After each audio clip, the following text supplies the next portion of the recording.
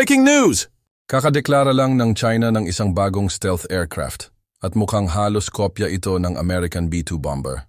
Tinawag nila itong Rainbow 7, isang stealth bomber na halos imposibleng ma-detect.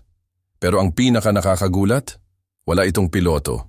Fully advanced at unmanned system na ito, kayang lumipad ng mag-isa. Ayon sa China, ang design nito ay sobrang sleek para hindi ma-detect ng radar, mababa ang heat emission at halos walang tunog habang lumilipad. At ang pinaka-importante, hindi na ito prototype. Operational na ito ngayon. Pagdating sa performance, kayang lumipad ng Rainbow 7 hanggang 45,000 feet, halos kapantay ng American B-2 Spirit na umaabot ng 50,000 feet. Di man nila inilabas ang full specs, sinasabi ng Chinese defense experts na ito raw ang isa sa pinaka-advanced na long-range stealth unmanned system ng China ngayon. Posibleng mas magaling pa raw ito sa deep strike missions kaysa sa B-2 ng Amerika.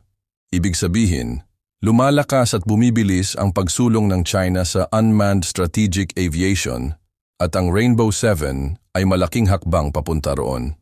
Thanks for watching.